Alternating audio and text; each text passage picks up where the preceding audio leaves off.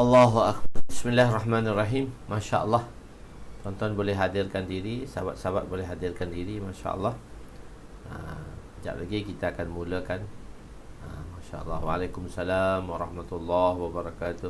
Nubli Ahmad Nubli, Fairuzan Horian. Masya Allah.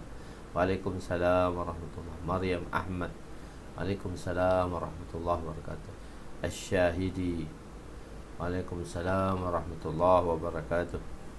Masya Allah, Masya Allah. Jas Hasbullah. Waalaikumsalam. Hadi Abdullah Azli Al-Fansuri. Masya Allah. Masya Allah. Boleh hadirkan, tuan-tuan boleh hadirkan diri. Abdullah Azli Al-Fansuri. Masya Allah. Hadi Abdullah. Kita ada 14 dah tetamu-tetamu kita, sahabat-sahabat kita, untuk kita teruskan malam ni pada jilid ketiga. Masya Allah. Hadirkan diri, berada dengan tawajjuh. Abdul Salam Futih. Waalaikumsalam warahmatullahi wabarakatuh. Itu kita berada di jilid kita dengan yakin kita pada perintah Allah SWT dan yakin kita pada janji-janji Allah SWT. Duduk dengan meraihkan adab-adab di dalam majlis ilmu. Masya Allah. Supaya Abu Bay, Masya Allah, Ustaz kita pun dah sampai dah, Insya Allah. Alhamdulillah. Waalaikumsalam. Umi Faridah. Waalaikumsalam warahmatullahi wabarakatuh. Masya Allah. 18. Masya Allah. Kita tunggu kehadiran seminit dua lagi. Masya Allah. Tetamu-tetamu kita, sahabat-sahabat kita. Masya Allah. Tuan-tuan dan perempuan. Masya Allah. Cik Hashim kita, Masya Allah. Dr. Romizu, Masya Allah. Abdul Rahim, Muda Fazli, Haris Irfan, Masya Allah.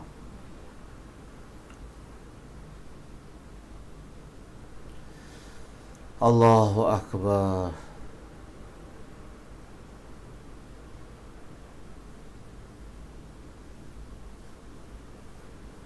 Ruqiyah Hayat, Masya Allah.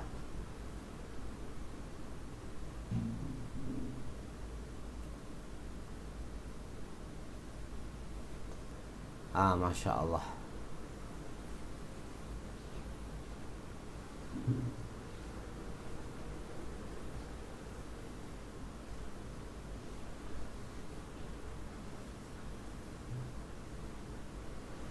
Siapa lagi? Masya Allah.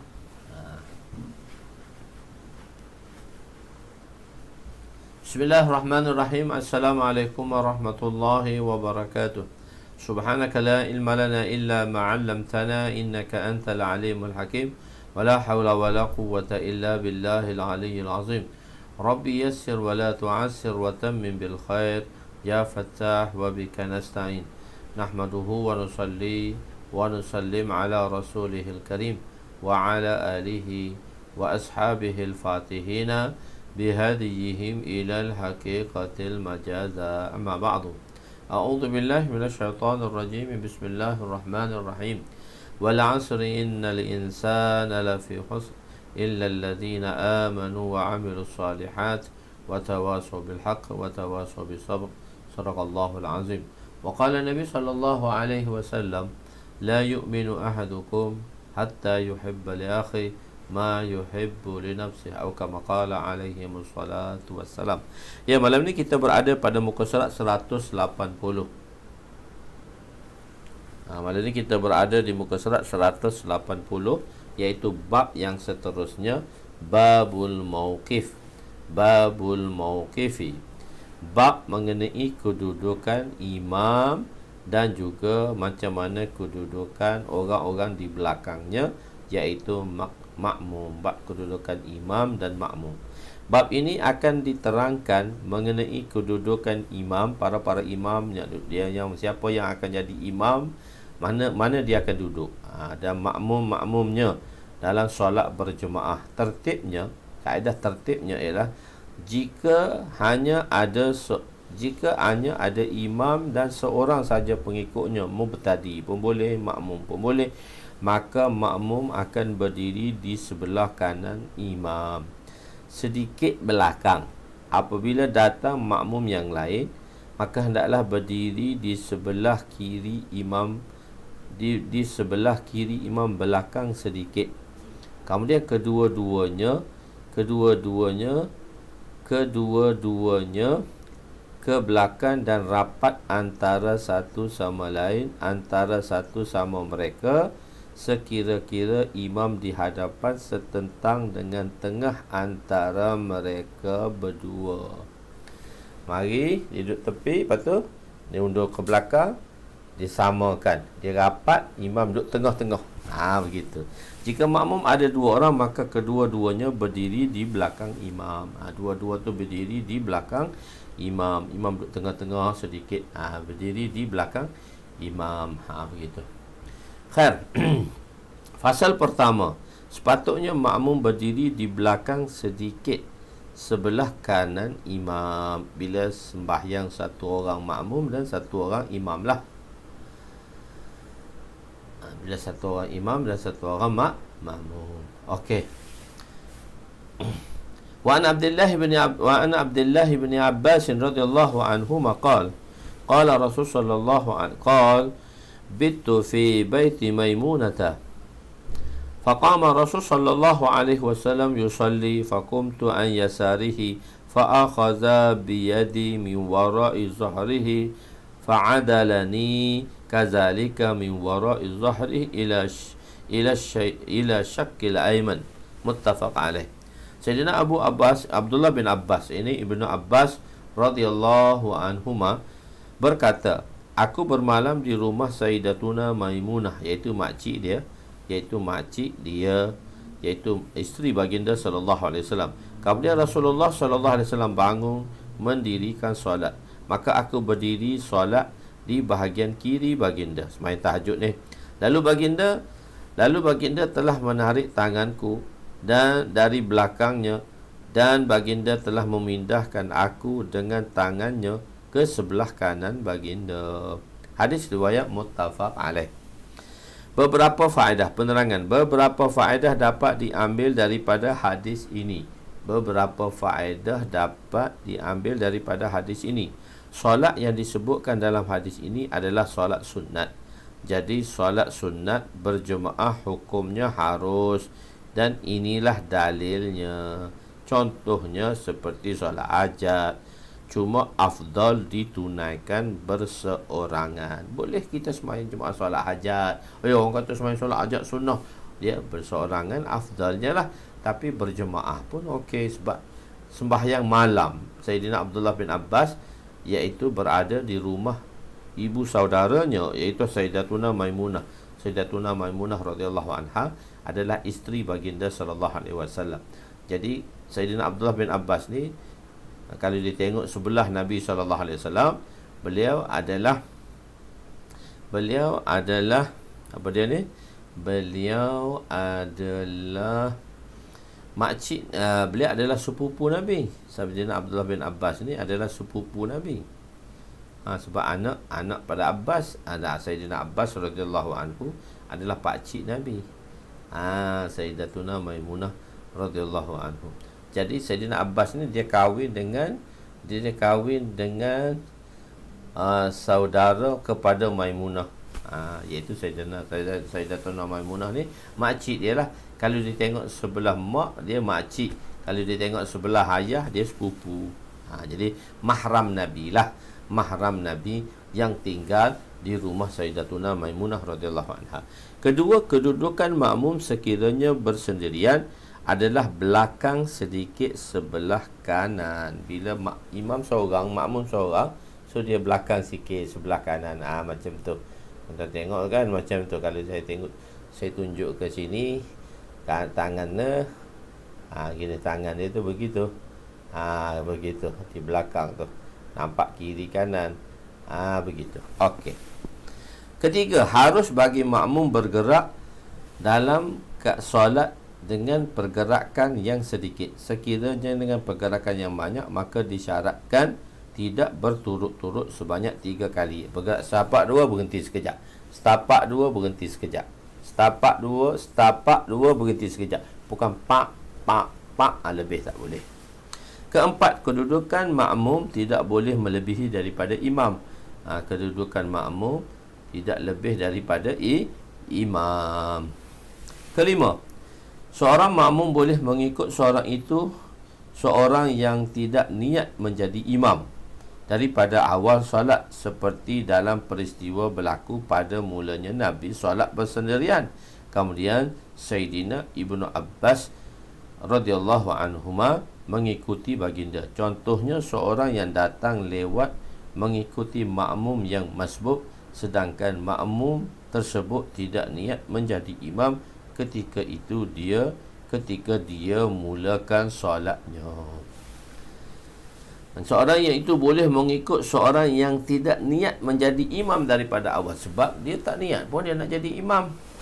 Dan makmum masbuk tadi, dialah makmum tu masbuk, dan orang datang dia tumpang pula makmum yang masbuk tadi. Jadi sebab itu kan dia ada konsep tu kan. Kalau kita sembahyang dalam takbir kita tu kan, kita ada kosak, ta'aruf, ta'yin. Sahaja aku sembahyang kosak, ta'aruf fardu, ta'yin adalah ta'yin fardu, ta'aruf tu fardu, ta'yin tu zuhur. Sahaja aku sembahyang fardu zuhur, sahaja aku sembahyang fardu zuhur.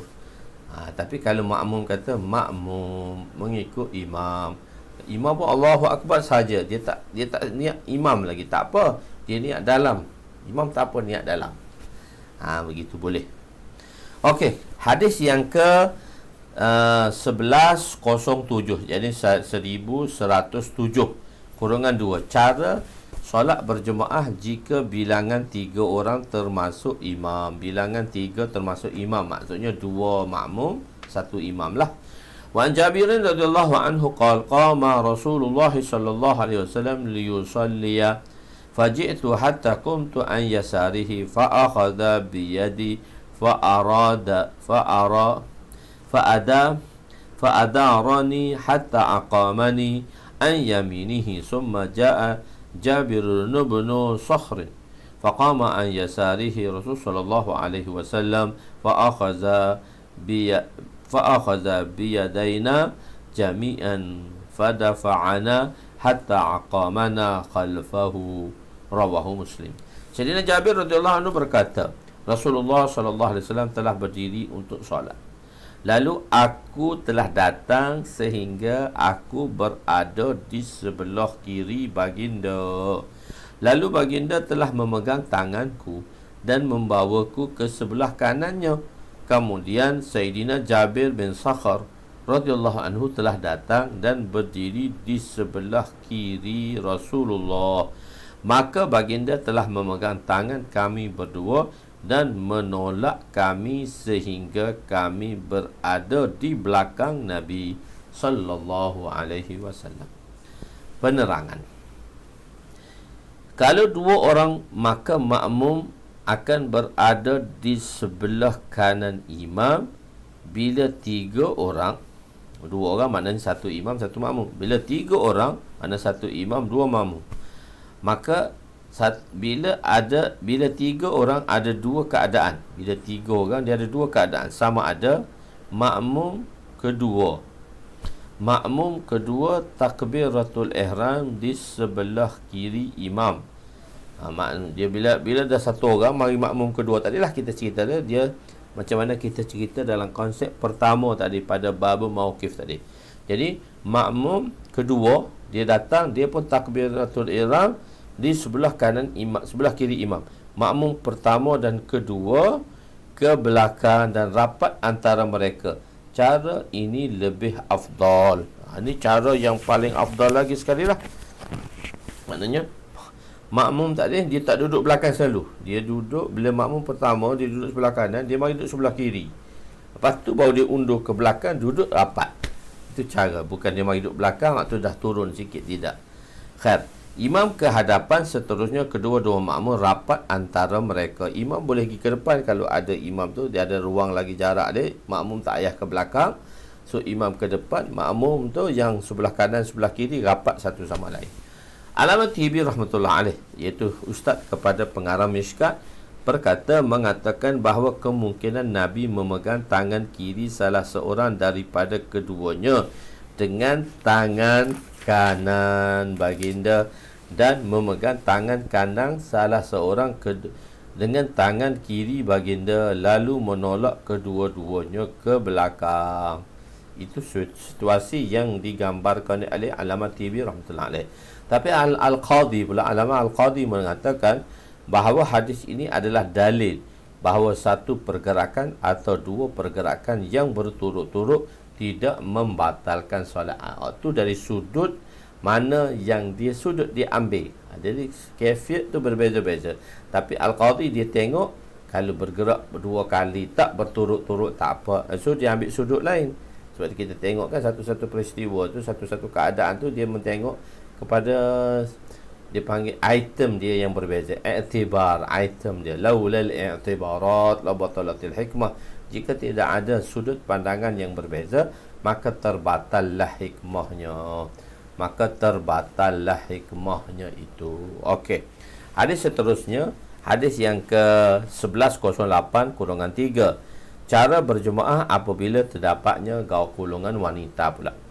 Wa Anas radhiyallahu anhu qala sallaitu ana wa yatimun fi baitina khalfan nabi sallallahu alaihi wasallam wa ummu sulaim khalfana, rawahu Muslim. Sayyidina Anas radhiyallahu anhu berkata, aku dan yatim telah solat bersama Nabi dan Sayyidina Ummu Sulaim berada di belakang kami. Hadis riwayat Imam Muslim. Sayyidina Ummu Sulaim ialah ibu kepada Sayyidina Anas radhiyallahu anhu, dan Sayyidina Anas radhiyallahu anhu adalah khadim Nabi. Yatim ialah saudara lelaki beliau, iaitu adik-beradik kepada Sayyidina Anas. Ada pendapat mengatakan yatim adalah nama panggilan beliau. Nama sebenar ialah Dumairah bin Sa'ad al-Aslami, iaitu nombor 1. Beliau adalah sahabat Rasulullah yang menyertai peperangan Hunain. Beliau ialah datuk kepada Al-Husain bin Abdullah bin Dumairah. Itu maksud dia. Kaifiat susunan, kaifiat makna cara susunan sekiranya dalam jemaah tersebut terdapat pelbagai peringkat, iaitu saf di belakang imam, lelaki dewasa, kemudian kanak-kanak, barulah wanita yang kita telah beritahu di dalam bab membetulkan saf sebelum ini. Khair, hadis yang ke-1109, iaitu hadis kurungan 4, lelaki di belakang imam dan wanita di belakang lelaki. Masih lagi keadaan situasi yang sama. Wa Anas radhiyallahu anhu anna Nabiy sallallahu alaihi wasallam Nabi shalla bihi wa bi ummihi wa khalatihi qala aqamani an yaminihi wa aqama mar'ata khalfana, rawahu Muslim. Sayyidina Anas radhiyallahu anhu meriwayatkan bahawa Nabi SAW telah mengimaminya bersama ibunya dan makcik saudaranya. Beliau berkata, baginda telah menyuruh saya berdiri di bahagian kanan baginda dan wanita berdiri di belakang Nabi. Sebab Ummu Sulaim ini adalah mahram Nabi SAW. Beliau adalah mahram Nabi. Okey. Wan, hadis yang ke-1110 kurungan 5. Wa an Abi Bakrah radhiyallahu anhu annahu intaha ila Nabi sallallahu alaihi wasallam wa huwa raqi'un faraqa'a qabla an yasila ila saffi thumma masya ila saffi fa dzakara dzalika lin Nabi sallallahu alaihi wasallam qala zadaqallahu hirsa la ta'ud, rawahu Bukhari. Ini ajib Abu Bakrah ni. Sayyidina Abu Bakrah radhiyallahu anhu diriwayatkan daripada Sayyidina Abu Bakrah bahawa beliau telah sampai kepada baginda sedang duduk rukuk. Beliau sampai tengah sembahyang tu, baginda sallallahu alaihi wasallam wa huwa raqi', baginda sedang rukuk. Lalu dia telah rukuk sebelum dia sampai ke saf. Masuk pintu tu tengok Nabi rukuk dah. Masuk pintu tengok Nabi rokok, dia pun Allahu Akbar, takbir, rokok dengan Nabi. Sebab nak sempat rokok bersama Nabi, nak sempat rokok bersama Nabi, dan tak payah lagi tambah rakaat. Gitu. Dia tak dalam sah lagi, dia duduk muka pintu tu, masuk tu Allahu Akbar, selalu takbir. Kemudian dia berjalan ke arah saf. Dia telah menceritakan perkara tersebut kepada Nabi. Baginda telah bersabda, semoga Allah menambah untukmu sifat menginginkan kebaikan, dan jangan kamu lakukannya lagi. Kamu ni memang sahabat-sahabat ni, dia seronok nak buat baik, dia seronok untuk menambahkan kebaikan. Tapi dia kata, Nabi kata jangan buat lagi lah. Sekali ni okey lah. Sebab kamu ni.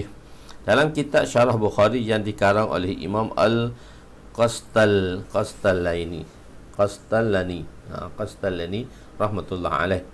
Jadi Abu Bakrah menceritakan kisah beliau satu ketika sesampai beliau di masjid, solat jemaah sudah bermula dan beliau tahu bahawa baginda hampir hendak rokok. Oleh itu beliau terus mengangkat takbiratul ihram supaya sempat rokok bersama Nabi untuk mendapat rakaat pertama. Kemudian barulah beliau bergerak perlahan-lahan hingga bersama dengan ahli jemaah yang lain di dalam saf. Belum masuk saf tu Allahu Akbar, takbir dulu. Kalau pergi kat saf Nabi rokok, tak sempat rokok, kena ulang rakaat. Begitu, kena tambah rakaat. La ta'ud, Nabi kata. Boleh dibaca dalam beberapa bacaan. La ta'ud, la ta'ud. Bila bacaan pertama la ta'ud daripada perkataan al-'aud yang memberi makna jangan ulangi lagi perbuatan itu selepas ini. Perbuatan ni jangan ulang lagi lepas ni. Itu maksud dia, la ta'ud. Jika dibaca dal dengan dhamma, la tu'ad. Dal tak ada dengan dhamma, dengan la ta'ud. La ta'du. La ta'du. La ta'ud. Satu la ta'du. Maka ia ta'du tu daripada kata-kata al-adwu, yakni memberi makna jalan dengan laju, yakni jangan kamu tergopoh gapah, bahkan berjalanlah dengan tenang.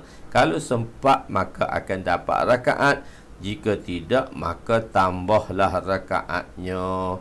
Kerana dalam solat perlu ada sifat sabar dan tenang.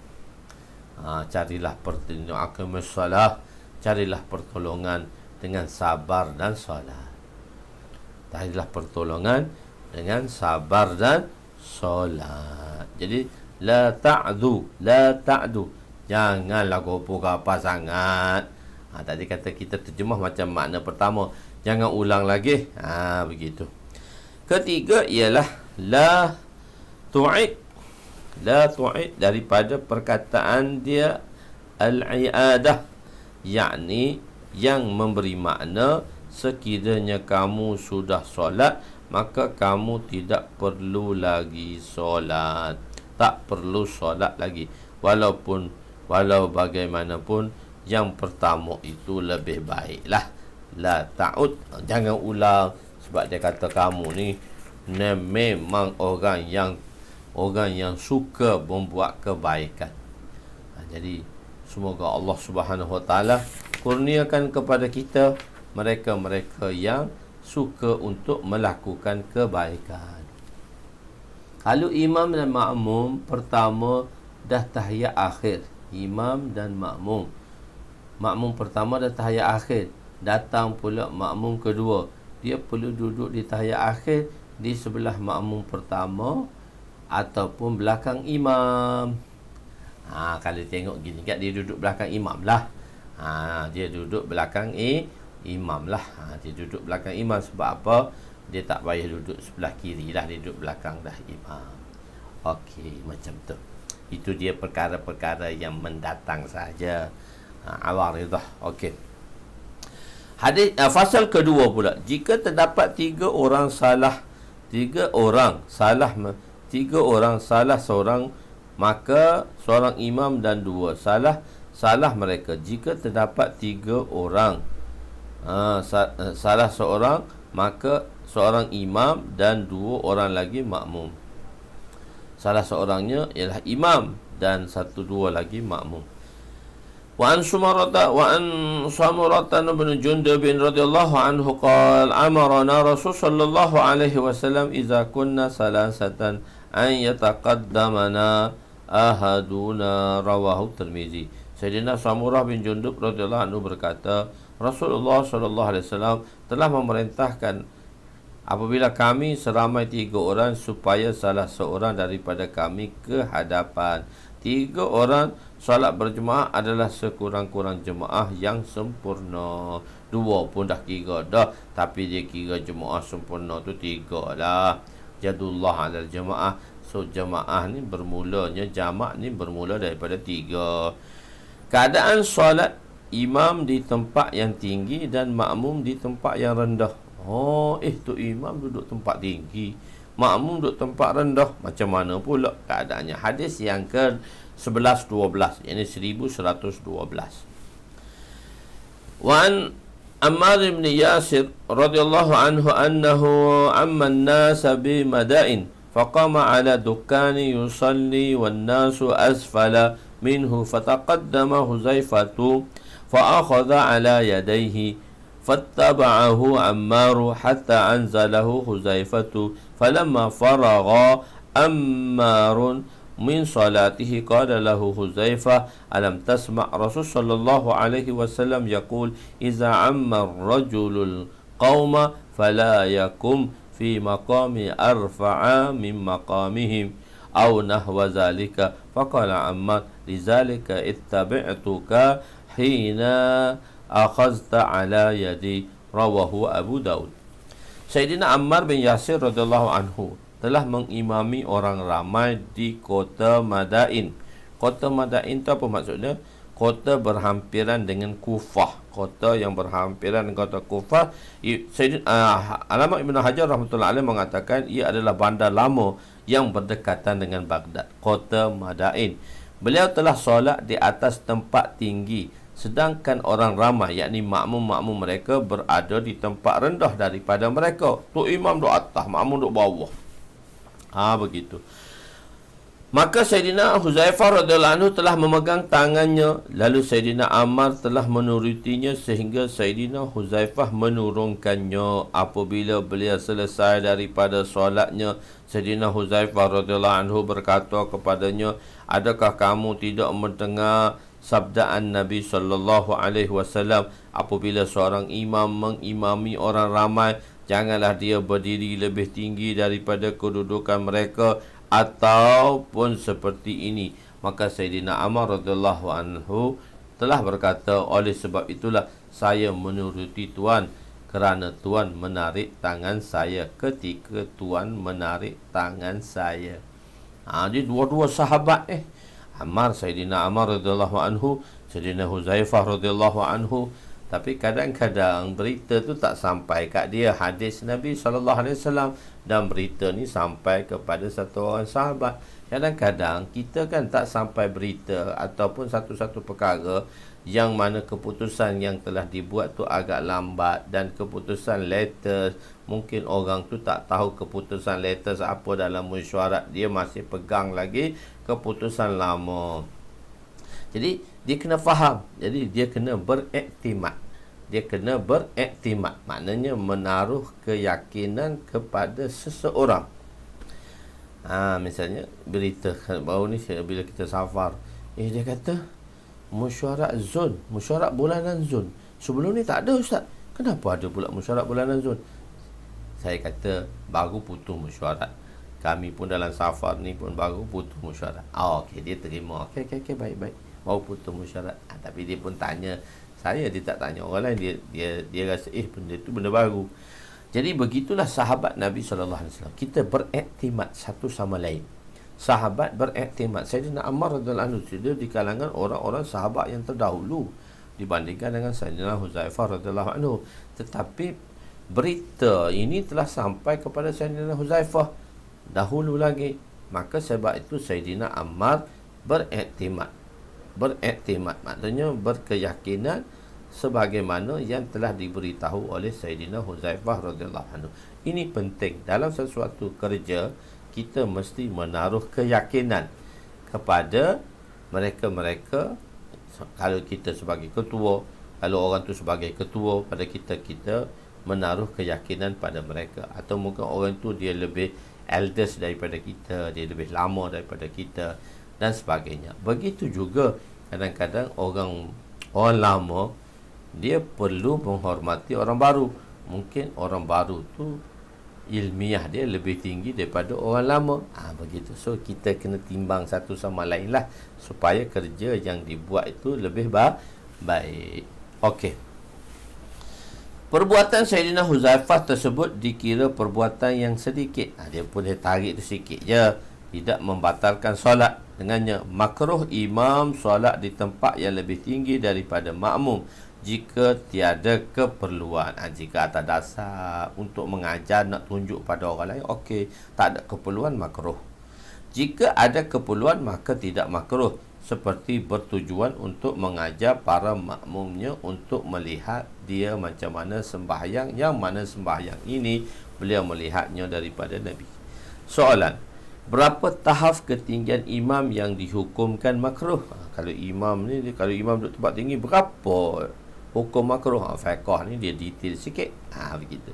Jawapannya, sebahagian ulama berpendapat sekadar tinggi seorang yang berdiri, dan ada pendapat mengatakan sekadar satu hasta, macam stage lah, satu hasta.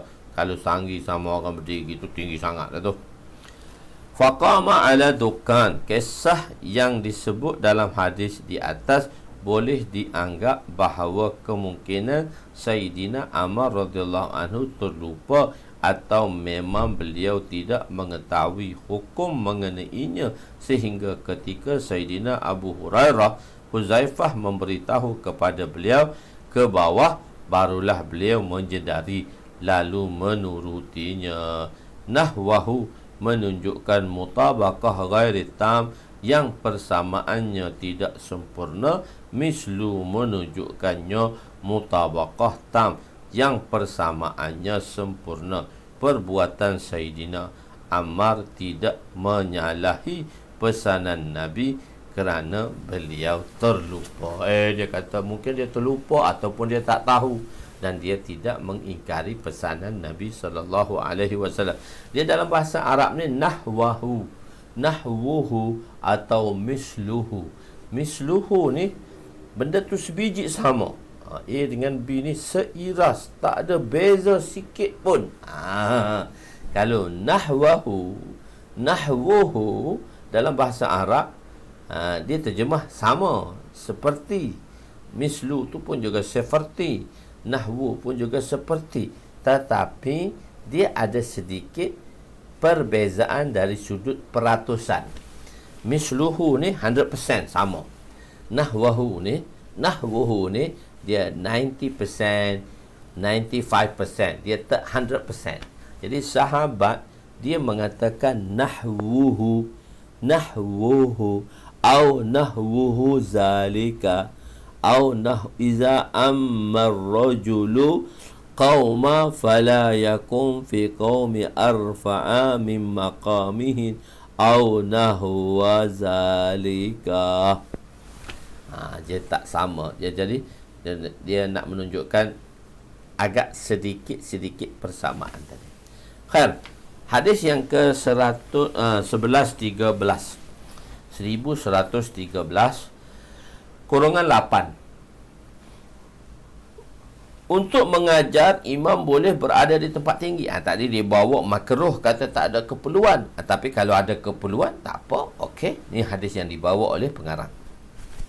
Wa an Sahl bin Sa'id al-Sa'idi radhiyallahu anhu annahu su'ila min ayyi shay'in al-minbaru faqala huwa min asli al-ghabah wa amilahu fulanun maula fulanata li Rasulillah sallallahu alaihi wasallam faqama alaihi Rasul sallallahu alaihi wasallam hina umila wa wudi'a fastaqbala al-qiblata wa kabbara wa qama an-nasu khalfahu faqara'a wa raqa'a wa raka'a an-nasu khalfahu ثم رفع رأسه ثم رجع قهقرا فسجد على العرض ثم عاد إلى المنبر ثم قرأ ثم ركع ثم رفع رأسه ثم رجع قهقرا حتى سجد بالعرض. وهذا اللفظ البخاري وفي متفق عليه نحوه. قال في آخره فلما فرغ أقبل على الناس وقال أيها الناس إنما صنعت هذا لتأتموا بي ولتعلموا صلاتي. Sayyidina Sahal bin Sa'ad radhiyallahu anhu, Sayyidina Sahal bin Sa'ad As-Sa'idi radhiyallahu anhu telah ditanya. Dia telah ditanya oleh seseorang, mimbar Nabi, mimbar tempat Nabi berkhutbah tu diperbuat daripada apa? Maka beliau berkata, ia adalah daripada kayu, pokok kayu, daripada kayu pokok tamarish. Tamarish ialah pokok kecil atau pokok renek yang tumbuh di tanah masin. Terdapat lebih kurang 100 jenis tamarish. Kebanyakan spesiesnya terdapat di rawang, di hutan yang berpaya dan dekat dengan pantai di sebelah sekitar Laut Mediterranean dan di timur tengah. Tamarish tumbuh hingga kira-kira 2 meter tingginya. Ni pokok ni, pokok rabah ni dalam hutan lah, pokok hutan. Dia rabah ni dia tak panggil hutan juga, dia panggil padang pasir pun boleh. Dia padang yang luas. Begitu. Dia padang pasir kan. Begitu. Tamarish di Al-Ghabah, nama daerah di Madinah. Ghabah ni satu tempat lah di Madinah, kawasan berpokok-pokok. Kawasan berpokok-pokok. Dibuat oleh si Fulan, hamba milik Fulanah. Dibuat oleh seorang lelaki. Yang lelaki ni hamba kepada seorang wanita untuk Rasulullah sallallahu alaihi wasallam. Dan Rasulullah sallallahu alaihi wasallam telah berdiri di atasnya ketika ia dibuat dan diletakkan. Ketika ia dibuat dan diletakkan. Kemudian baginda sallallahu alaihi wasallam menghadap kiblat dan bertakbir. Orang ramai berdiri di belakang baginda, lalu baginda membaca dan rukuk. Maka orang ramai turut rukuk bersama baginda. Kemudian baginda mengangkat kepala, kemudian baginda berundur ke belakang lalu sujud di atas bumi. Kemudian baginda naik semula ke mimbar lalu membaca dan rukuk. Kemudian baginda mengangkat kepala lalu berundur, kemudian kembali sehingga baginda sujud di atas bumi. Ini yang disebut di dalam lafaz Bukhari. Dalam riwayat muttafaq alaih juga terdapat hadis seumpama ini seperti disebut pada akhirnya. Apabila selesai, baginda berpaling ke arah orang ramai dan bersabda, wahai manusia, sesungguhnya aku berbuat demikian supaya kamu dapat berimamkan aku dan mengetahui akan solat aku. Nabi buat macam tu supaya nak tunjuk macam mana nak rukuk Nabi, sujud Nabi dan sebagainya. Bila semasa sujud, Nabi turun ke belakang dan Nabi sujud di atas tempat bumi. Nama asal Sahal ialah Hazan. Nabi yang memberinya nama Sahal. Sahal ni mudah. Sahal ni mudah. Hazan ni tension. Huzn ni hazan. Hazan ni maksudnya min hammi wal hazan. Allahumma inni a'udzubika min hammi wal hazan. Ham tu dalam keadaan yang sedih, hazan dalam keadaan tension. Wa na'udzubika min hammi wal hazan. Allahumma inni a'udzubika min al-ajli wal kasal. Malah dan min al-ajli wal kasal, min hammi wal hazan, min al-bukhli wal bukhl, min al-bukhli wal jubn. Penakut dan kedekut. Wa a'udzubika min ghalibatid dainin wa qahrir rijal, iaitu daripada hutang dan dikuasai oleh lelaki. Nabi minta doa 8 tu. Berlindung daripada hutang lah. Wa a'udzubika minal ajzi wal kasal wa na'udzubika minal hammi wal hazam wa na'udzubika minal bukhli wal jubn wa na'udzubika min ghalibatid dainin wa qahrir rijal. Fulan hamba. Hamba namanya ialah Bakhum Ar-Rumi atau Maimun atau Qabisah. Nama tadi fulan hamba tadi tu. Di Madinah juga terdapat hutan. Jaraknya adalah 9 batu daripada Madinah. Di situlah diambilnya kayu untuk dibuat mimbar Nabi. Dulu mimbar Nabi tak berkhutbah atas mimbar. Nabi berkhutbah duduk sandar pada pokok sebatang tamar. Itulah tangisan sepohon tamar tu. Tangisan sebatang tamar. Selepas tu Nabi tak duduk bersandar dah. Bila Nabi berkhutbah, maka dengar suara orang yang menangis. Dengar ada orang menangis. Nabi tengok-tengok, pokok tamar tu menangis. Sebab Nabi tak lagi berkhutbah, bersandar di pada pokok tamar tersebut. Bahkan Nabi SAW berkhutbah di atas mimbar yang diperbuat daripada kayu tamarish yang diambil daripada hutan Ghabah.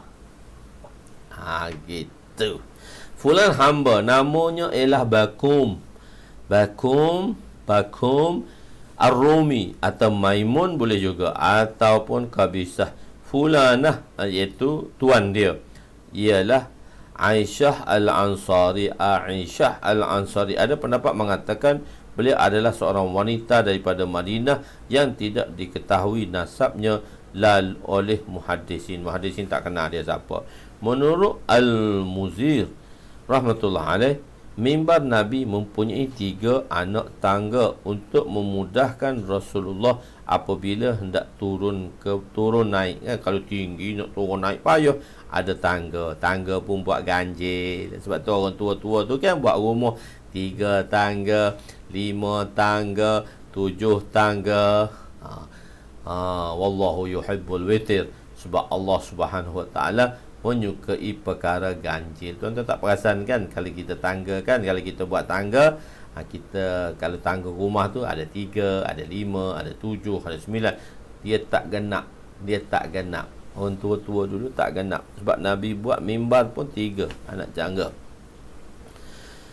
Allahu Akbar. Pergerakan Nabi ketika turun dan naik daripada mimbar tidak dikira perbuatan yang banyak yang boleh menyebabkan solat batal serta tidak berpaling daripada kiblat. Telah kita beritahu dah, pergerakan yang banyak tidak membatalkan, pergerakan yang sedikit tidak membatalkan sembahyang tadi.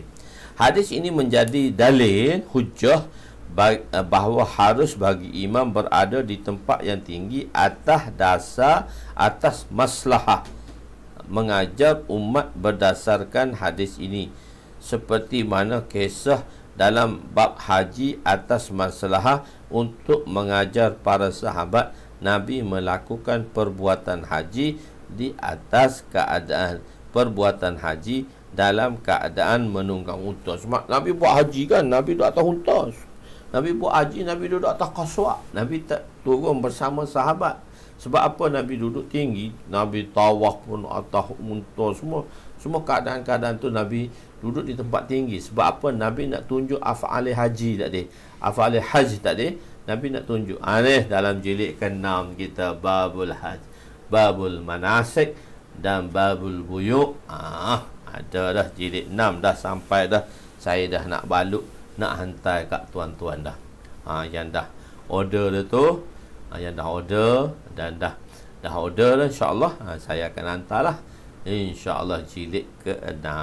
Tapi jilid ke-6 tu kan saya dah bagi tahu ada potongan harga, iaitu RM70. Biasanya 80, 70 sebab ada orang infak RM10 bagi pihak tuan-tuan. Moga Allah berkatkan orang yang menginfakkannya itu RM10. Okey. Kalau tuan-tuan 80, 100 orang, so dia kena bayar 800. Tuan-tuan 100 orang, dia kena bayar 1000. Berkat tak apa, bagi 1000, Allah ganda 10,000 atau 100,000. Sungguh, siapa nak terah boleh ya. Siapa nak terah boleh ya.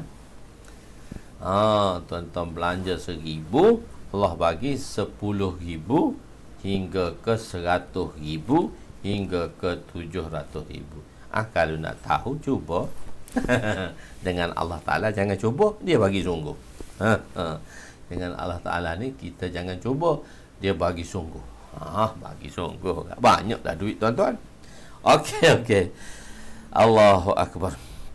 Pengarang Mishkat menyebut bahawa ini adalah lafaz yang disebut oleh Imam Bukhari.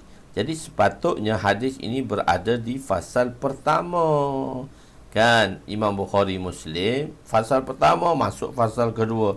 Hanya saja beliau meletakkan di sini kerana mengikut Sahihul Masabih yang meletakkan hadis ini dalam golongan hadis hasan. Jadi pengarang pertama letak hadis ni dalam golongan hadis selain Bukhari Muslim. Jadi pengarang kedua kata tak apalah, kita ikut dia lah. Kita ikut pengarang pertama, apa salahnya. Kemungkinan tujuannya adalah untuk menjelaskan bahawa hadis tersebut mengkaitkan hadis sebelumnya. Hadis sebelum ni, hadis ni nak mengkaitkan, mensyaratkan hadis yang sebelumnya. Maksudnya hadis kata tak boleh berdiri tempat tinggi. Kalau tanpa sebab, patut dibawa hadis pula boleh berdiri tu imam di tempat tinggi kerana nak mengajar dia. So hadis 1112 ada kaitannya dengan hadis 1113. Walau sebab itu pengarang kedua Masabih, pengarang pertama Masabih membawanya di dalam kitab, dia dalam bab fasal kedua. Orang tu dia tengok benda-benda kecil pun dia tengok juga. Okey, Nabi mengimami solat ketika i'tikaf. Semasa Nabi beriktikaf, macam mana Nabi mengimami solat? Wa an Aisyah radhiyallahu anha qalat, shalla Rasul sallallahu alaihi wasallam fi hujratihi wan nasu ya'tammuna bihi min wara'il hujrah. Rawahu Abu Daud. Sayyidina Aisyah radhiyallahu anha berkata, Rasulullah sallallahu alaihi wasallam solat di dalam biliknya dan orang ramai mengikuti baginda daripada belakang bilik. Hujrah kan bilik luar masjid. Sebagaimana yang biasa diketahui bahawa iktikaf dalam masjid, tetapi mengapa dalam hadis ini bahawa ditulis dalam bilik? Habis hujrati hadis, so dia ada sedikit jazakumullah khairul jaza ahsanul jaza pada ulama yang begitu mahir di dalam bahasa Arab dan begitu mahir di dalam hadis-hadis Nabi SAW menjelaskan kita. Kalau kita tengok dari segi lafaznya, Nabi sembahyang, Nabi duduk iktikaf di dalam hujrahnya. Hujrahnya rumah Aisyah lah. Mana boleh iktikaf di luar masjid? Sebab hujrah ialah bilik dalam luar masjid. Kita dah belajar kan? Baik hujrah, sembahyang, manakah sembahyang yang terbaik bagi wanita? Di bait, di bait daripada di dalam di hujrah. Hujrah tu ialah bilik di luar. Kita terjemah tu beranda. Dan sembahyang di dalam rumah lebih baik daripada sembahyang di dalam hujrah. Di hujrah. Lepas tu dalam rumah pula yang terbaik di makhda'. Sebab itu kita kata bait ni ada dua bilik. Satu bilik hujrah, satu bilik makhda'. Makhda' bilik dalam rumah, hujrah bilik luar rumah. Hujratul Rasul, rumah Nabi yang tinggal bersama Aisyah di luar Masjid Nabawi. Kita dah beritahu dah macam mana nak kita nak desainkan rumah kita nanti bila tuan-tuan buat kat kampung sendiri. Macam mana tuan-tuan nak desain rumah tuan-tuan. Saya dah beritahu Nabi lah designer yang paling tepat dalam membuat rumah. Okey, telah jelas. Tapi di sini kita nak tengok apa maksud bilik tadi.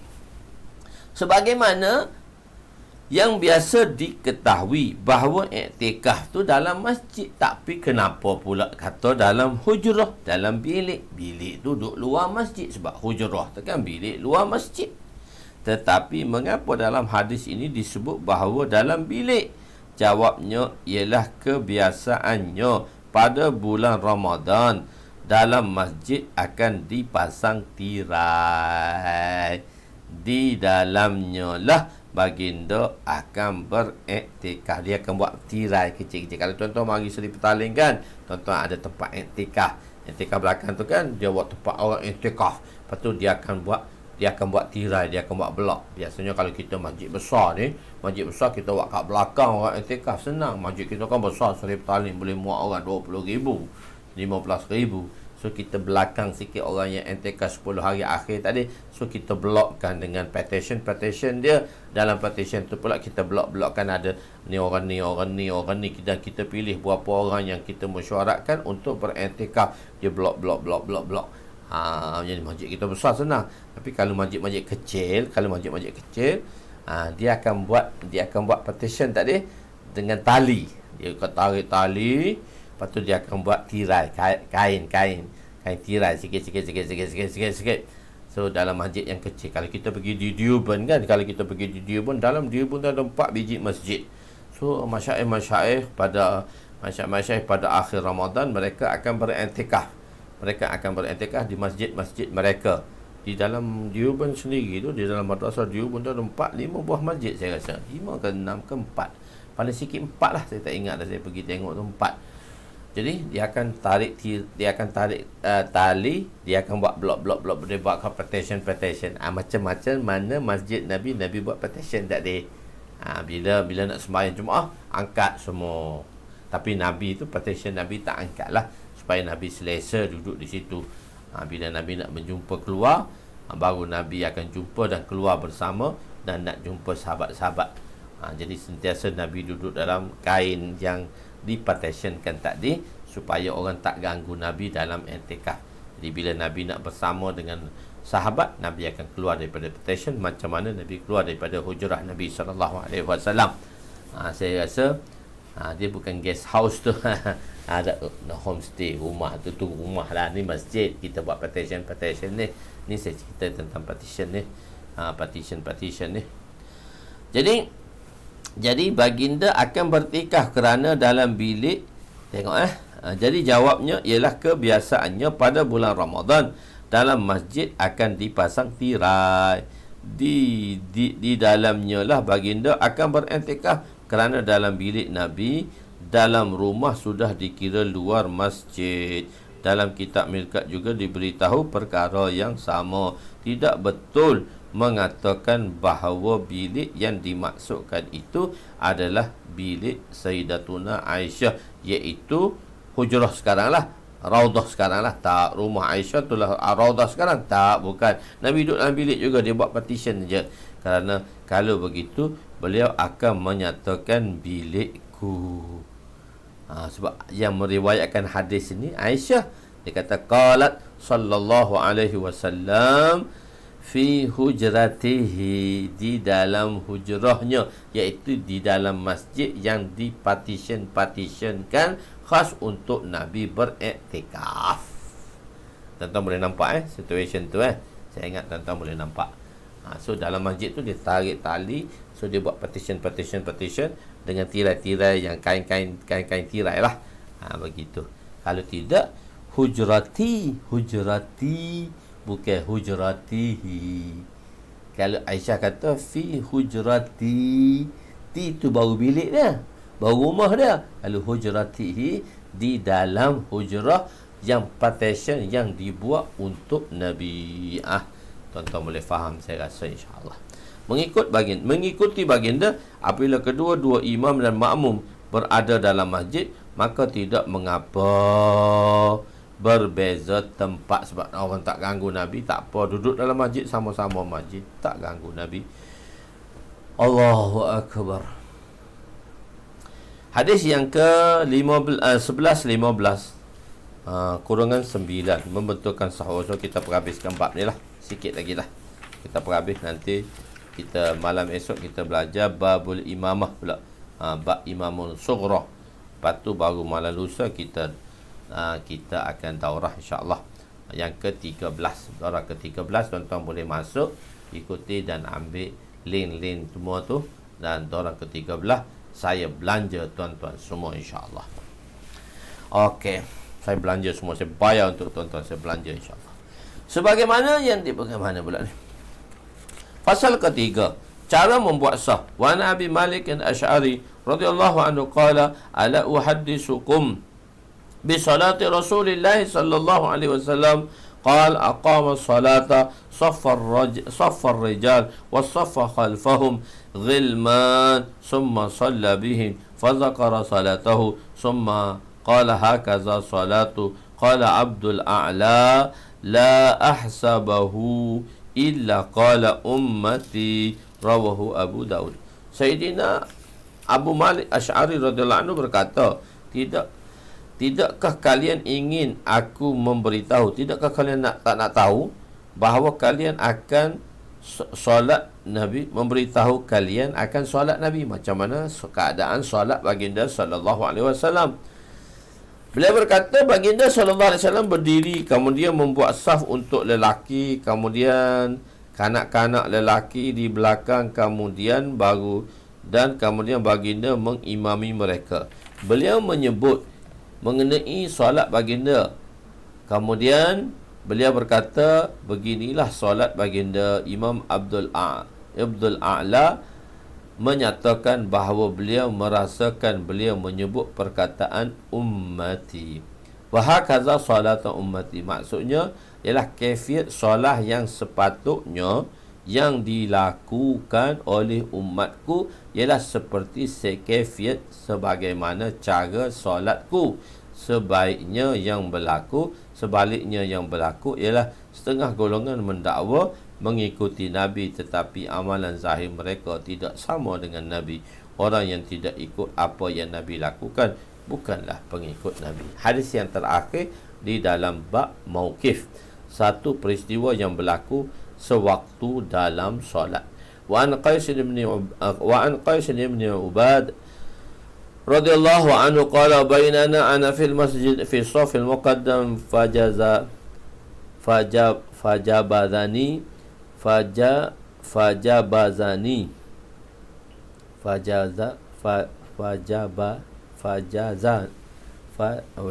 kadang-kadang tutup tak nampak. Fajabazani rajulun min khalfihi jabzatan fanahani faqama maqami wa wallahi ma aqaltu salati falamma ansarafa fa idza huwa Ubay bin Ka'b qala ya fata la yasu'uka Allah inna hadha al-uhida min nabi sallallahu alaihi wasallam ilaina an naliyahu thumma istaqbala al-qiblah qala halaka ahlul uqadi wa rabbil ka'bah ثلاثا قال الله ثم قال والله ما عليهم أسى ولكن أسى على من أضل فقلت يا أبا يعقوب ما تعني بأهل العقد قال الأمراء رواه النسائي. Sayyidina Qais bin Ubad radhiyallahu anhu berkata, ketika aku berada di masjid di saf hadapan, seorang lelaki telah menolakku dengan kuat dan mengenepikanku, lalu berdiri di tempatku. Tolak aku, duduk berdiri di tempat aku. Demi Allah, aku tidak dapat mengingati keadaan solatku pada masa itu. Apabila lelaki tersebut berpaling, ternyata ia ialah Sayyidina Ubay bin Ka'ab. Ubay bin Ka'ab mari tolak aku, dia kata. Lalu dia berkata, wahai pemuda, semoga Allah tidak memburukkan kamu. Sesungguhnya perbuatan kamu adalah perkara yang telah diwaksiatkan oleh Nabi kepada kami supaya kami menurutinya. Kemudian baginda menghadap ke arah kiblat dan bersabda, binasalah ahli aqad, demi Tuhan Kaabah, sebanyak 3 kali. Kemudian baginda bersabda, demi Allah, aku tidak khawatir ke atas mereka, akan tetapi aku khawatir akan orang yang mereka sesatkan. Aku berkata, wahai Abu Ya'qub, siapakah yang engkau maksudkan ahli akad? Dia ialah pemimpin. Hadis riwayat Imam Sahih. Sayyidina Qais bin Ubad adalah seorang mukhadram. Mukhadram ialah orang yang hidup di zaman Nabi tetapi tidak bersempat bertemu dengan Nabi. Mukhadram, iaitu orang yang hidup zaman Nabi tapi dia tak sempat bersama dengan Nabi. Sayyidina Ubay bin Ka'ab berkata, wahai anak muda, jangan kamu merasa tersinggung atau tidak senang hati kerana inilah perkara yang baginda wasiat kepada kami supaya kami menurutinya. Dia bila mari tolak dia kan, dia tolak dia tu, dia duduk di situ. Jadi tersinggung lah kawan tu, anak muda tu tersinggung lah. Orang tua kata duduk belakang. Tak, Nabi dah ajar dah macam ni supaya aku suka. Aku suka orang yang sudah akil balik di kalangan kamu berada di belakang imam. Bab ni kita telah belajar dah. Jadi budak tu tak balik lagi ni. Abu Qais ni, Qais bin Ubad ni, dia tak balik lagi. Mari Ubay bin Ka'ab tarik dia letak belakang. Jadi orang muda tu kan ada satu masalah dulu kan. Kenapa budak-budak ni suruh duduk sah belakang? Nabi suruh duduk sah belakang. Duduklah, muka ramai lagi budak-budak, walaupun dia mari awal, dia boleh duduk sah depan, duduk sah belakang. Sebab sah depan ni orang-orang tua dulu, barulah tak cukup, barulah budak-budak duduk. Ni udahlah kecil, duduk belakang imam, tarik dia kata. Anak muda jangan tersinggung ya, Nabi suruh buat macam ni. Ulul arham, seorang ulul arham. Ulul arham, seorang mukhadram ialah orang, bukan ulul arham. Ahlul akad. Jadi ahlul akad bermakna ketua atau pemimpin, kerana mereka yang mengetahui mengenai hukum ahkam. Antara hikmah ialah jika imam terbatal, maka dia boleh menggantikannya. Sebenarnya Sayyidina Ubay bin Ka'ab ingin mengisyaratkan kepada pemimpin pada zaman tersebut. Beliau sebenarnya bukan dia nak cakap kat budak tu juga, cuma dia nak isyarat pemimpin pada zaman tu siapa tu. Supaya Sayyidina Ubay bin Ka'ab ingin mengisyaratkan kepada pemimpin pada zaman tersebut. Beliau wafat pada zaman Khalifah Sayyidina Uthman, tetapi bukan hendak mengkritik beliau. Bahkan Sayyidina Ubay ingin mengisyaratkan pada bahagian yang khusus, yang penting, yang terlepas pandang. Dia mati masa Sayyidina Uthman, tapi dia bukan nak kritik, cuma nak sebut satu benda yang terlepas pandang.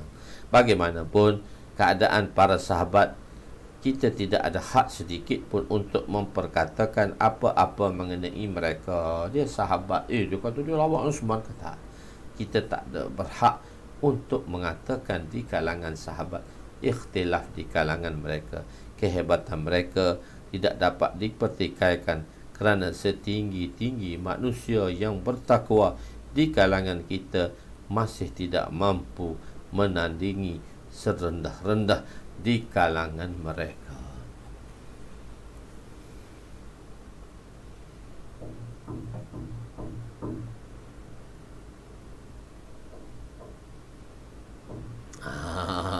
Bolehlah menolak tu, maksudnya tarik elok-elok. Begitu, tarik elok-elok. Kalau dah sembahyang, kalau tempat tu besar kan, okeylah. Tapi kalaulah betul-betul duduk belakang imam, tak bolehlah. Semasa nak berdiri tu dia duduk belakang imam, tak bolehlah. Dia duduk belakang lah sikit. Begitu, pandai-pandailah. Okey.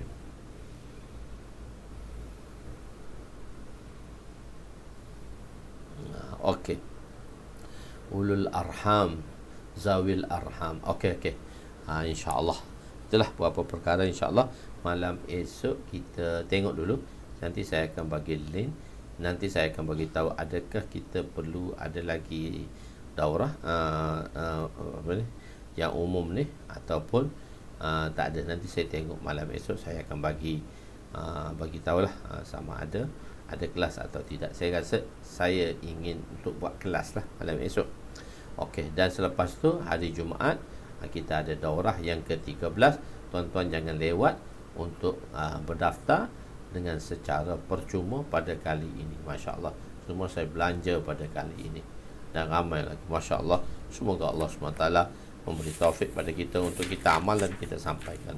Aku qouli hadza, astaghfirullahalazim li wa li walidayya wa li jami'il muslimina wal muslimat wa lil mu'minina wal mu'minat ala ahya'i minhum amwat برحمتك يا أرحم الراحمين يا أول الأولين ويا آخر الآخرين ويا ذا القوة المتين ويا راحم المساكين ويا أرحم الراحمين اللهم اغفر لنا ذنوبنا ووسع لنا خلقنا وتجب لنا كسبنا وكنعنا بما رزقتنا ولا تذهب طلبنا إلى شيء صرفته عنا وصلى الله على سيدنا محمد وعلى آله وصحبه أجمعين والحمد لله رب العالمين. Boleh hadapi, boleh apa dia tu, Nobly tolong bagi kepada siapa ni, Muhammad Daniel Syafiq ni, nombor admin. Tolong bagi kepada dia nombor admin supaya dia apa tu, hubungi admin macam mana untuk dapatkan kitab-kitab semua, insya-Allah. Wallahu a'lam.